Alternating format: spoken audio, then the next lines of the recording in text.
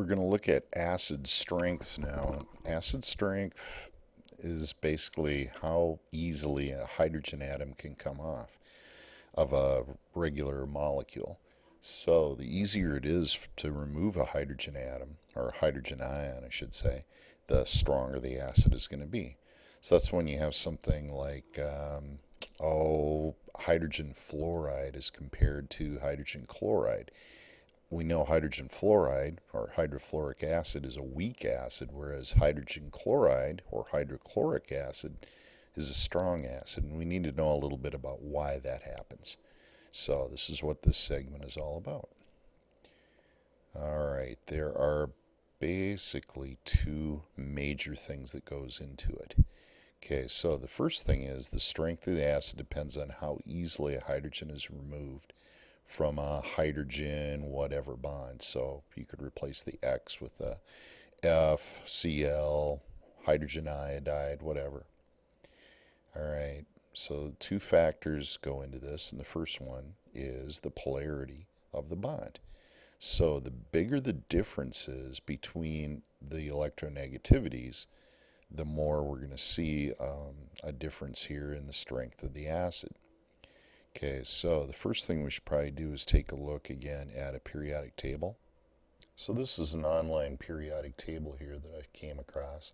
What I've done is select the electronegativities so that you can see what those are. And it might be a little bit hard to read, I'm not sure, so I'll just swing through a few of these here. But as you look down a group, you'll see that the electronegativities tend to increase. So if we look at fluorine, for example, we see that it has an electronegativity of 3.98. Usually we just refer to that as 4.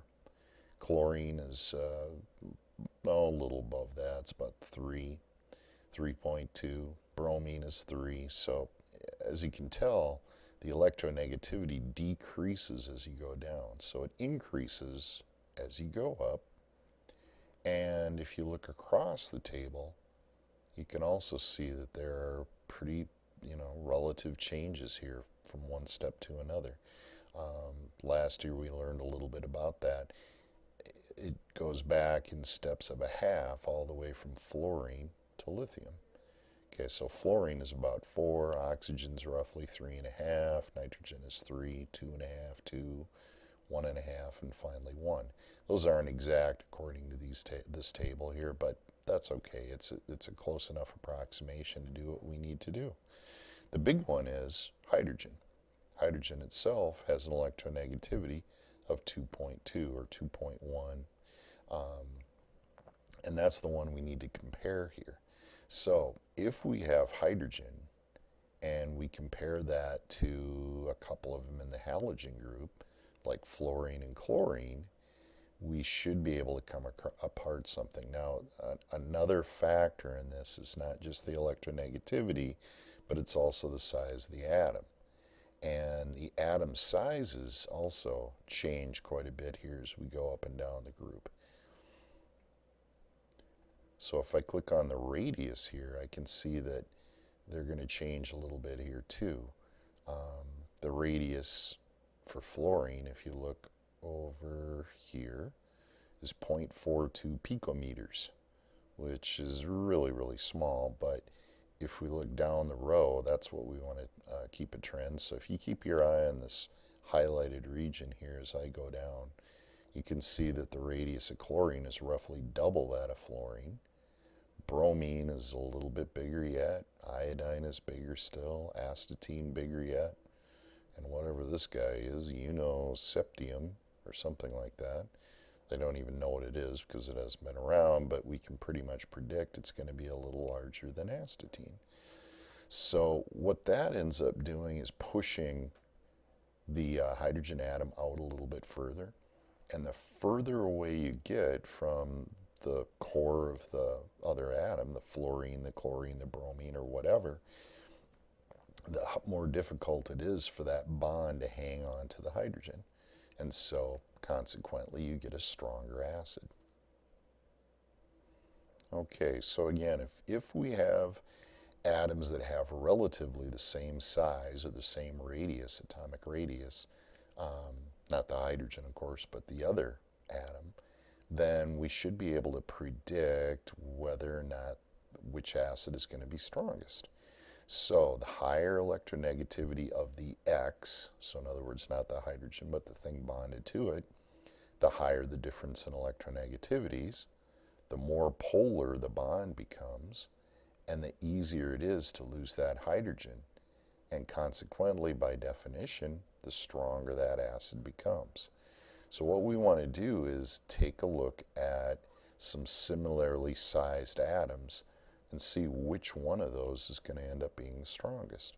So the hydrogen atom is denoted by the little gray thing here. And if we look at these three, they all have relatively the same size, but the electronegativities are different. So their pull for electrons becomes heavier and heavier as you get these larger numbers. So an electronegativity of 2 is actually pretty small. There's not a whole lot of difference there between it and hydrogen, which we saw was 2.2. And so this bond is not very polarized. The electrons swing around both of them almost equally. And so consequently, the bond is fairly strong here between the hydrogen and whatever this atom happens to be. In this one, it's a little bit different. So we have about 2.1 or 2.2 on the hydrogen end and about 2.5 on this green guy, whatever it happens to be. It doesn't really matter. The bigger the difference, the bigger the polarity, and the more likely that this is going to be a stronger bond, or excuse me, a stronger acid. A weaker bond, consequently a stronger acid. And then finally, when we get to the purple one here, the electronegativity is even larger. It's up to 3. Well, the difference is expanded now, so these electrons, again, are going to spend a lot more time around the purple atom than they are around the hydrogen. That means that this bond is fairly weak, and it's easier to lose the hydrogen. So this would be the strongest of the 3 acids.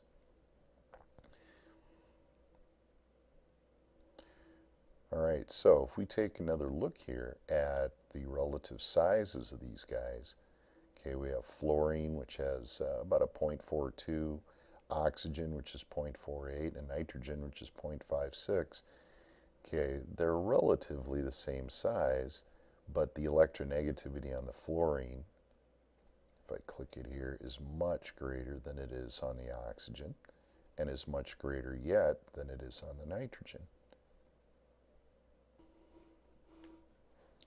So if we go back to our other page here and do a little bit of scribbling around, we saw that nitrogen, oxygen, and fluorine all have roughly the same atomic radius, so they're roughly the same size. The electronegativities, though, are a little bit different from each other. Fluorine, we saw, was roughly 4. Oxygen is about 3.5. And, well, that didn't look real good. Let's try that again here.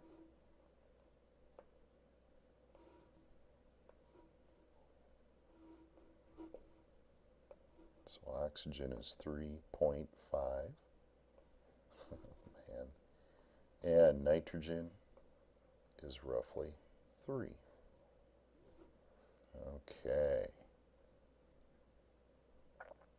Now, the differences in electronegativities are what are going to drive the strength of the acid.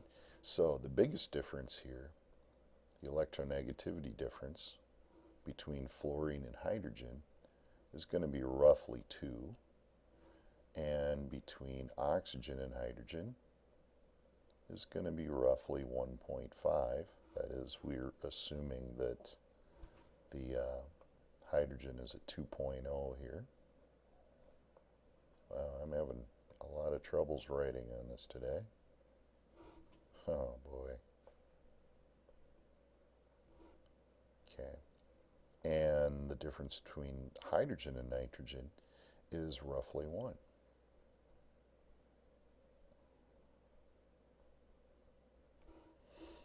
That means that HF is going to be the strongest of the acid because it's more likely to lose the hydrogen ion.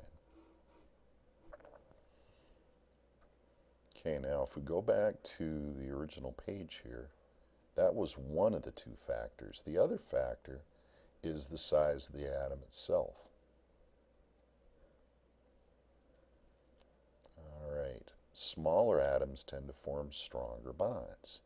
So if you have a couple of atoms that have, generally speaking, the same electronegativity, but one is much larger than the other, the smaller atom is going to create a stronger bond with the hydrogen than the larger atom.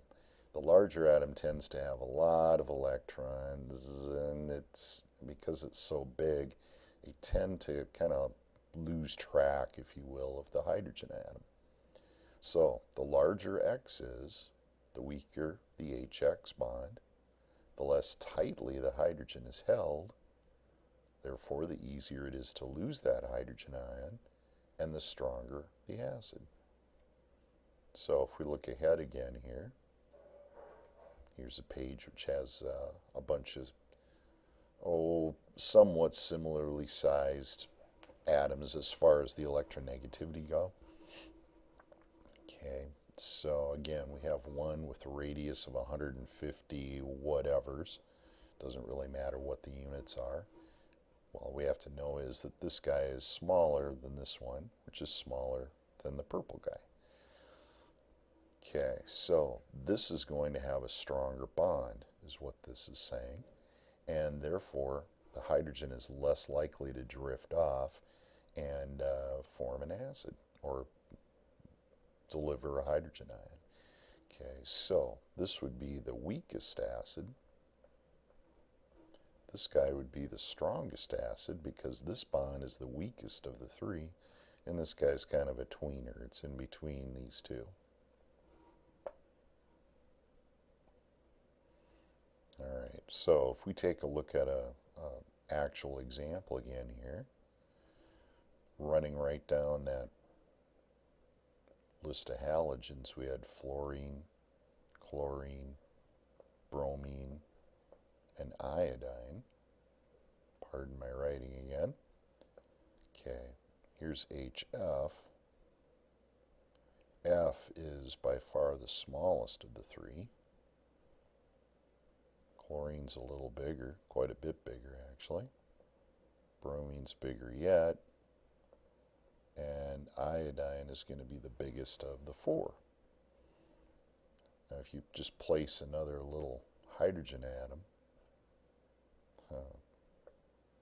outside, then this bond is going to be by far and away the strongest of the four here. And so because we have a strong attraction between the hydrogen and the fluorine, it's going to be the weakest acid.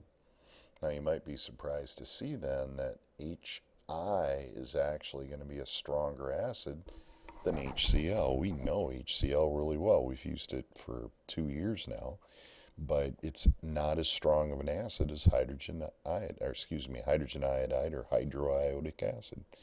Why? Again, it's because of the size of the atoms. Okay, there's one last case we're going to have to take a look at, and those are with oxoacids. Oxoacids or oxyacids are just things that contain oxygen. So it's an acid that, like nitric acid or sulfuric acid, perchloric acid, things of that nature. Okay, now this is an example of one of those. So let's say that this is HOCl or something like that. So our Y here is actually a chlorine. Okay, now there's a difference in electronegativities again here. The acid is going to be attached to a oxygen atom.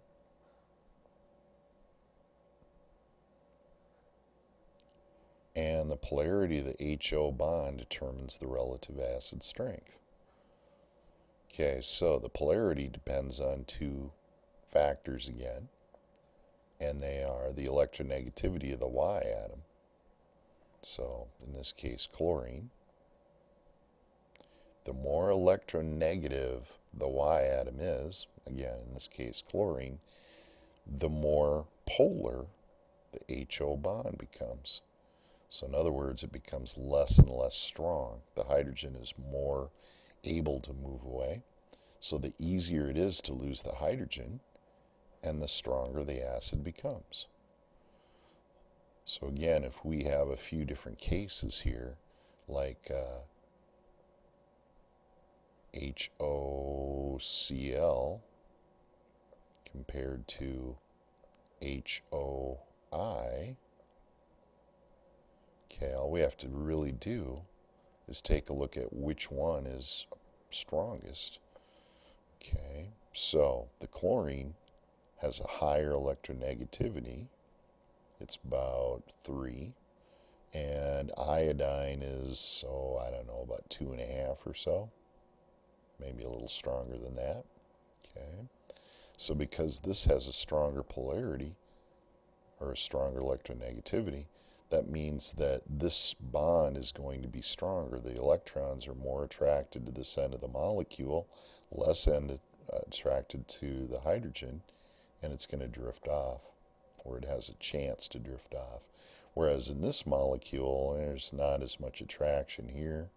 There's more attraction there then, so it's really more evened out, and the likelihood that this hydrogen comes off becomes much less.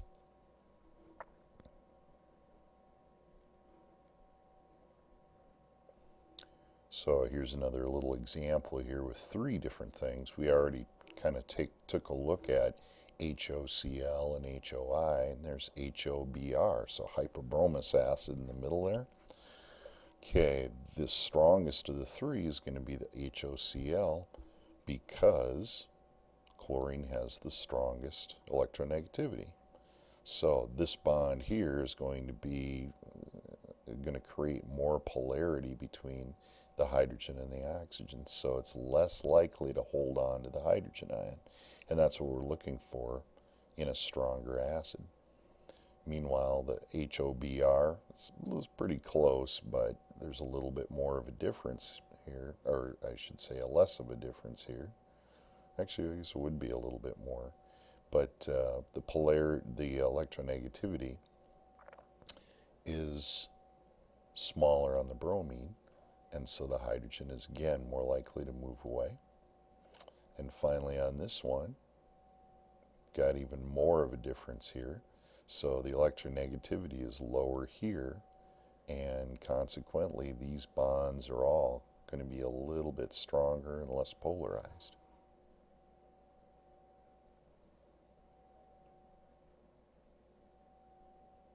Alright, the second factor is the number of oxygen atoms bonded to the Y molecule.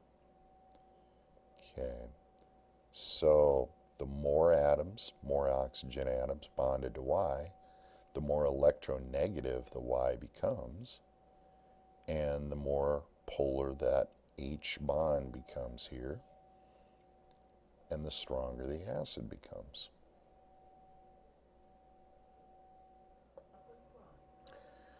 So that's why if you have a series of oxyacids like these guys are, this is an oxo acid, it only has 1.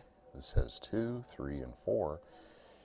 The more oxygens you have, the stronger this is going to pull all the electrons towards that atom. So basically you've got oxygens all over the place here in HClO4, and that conglomeration just moves all the electrons away from this bond.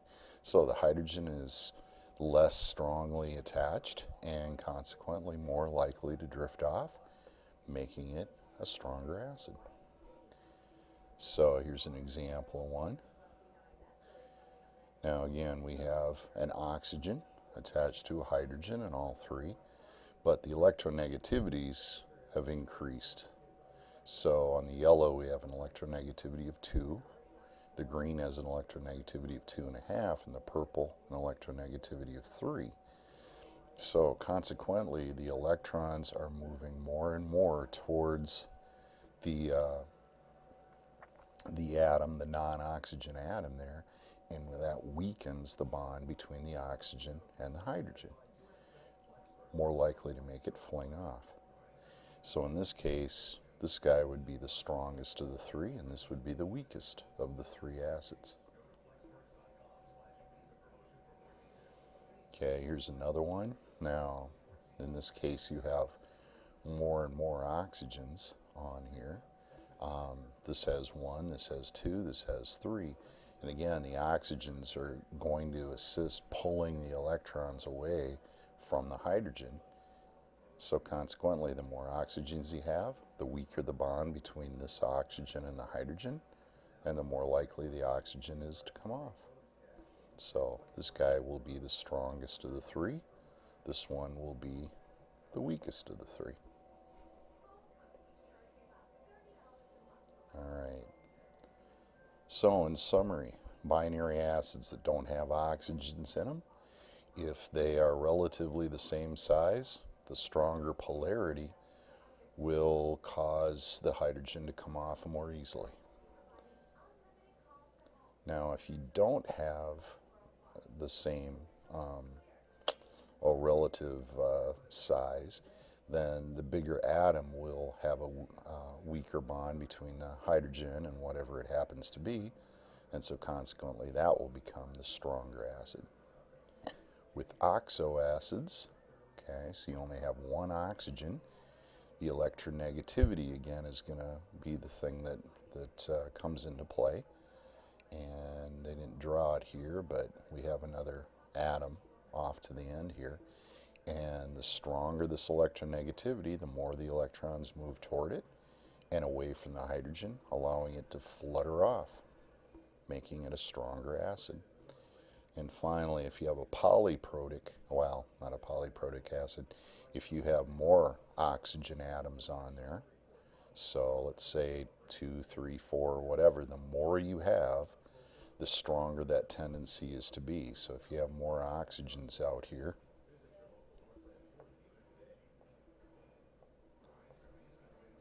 the more the electrons drift towards them and away from the hydrogen, allowing it to go ahead and be a stronger acid.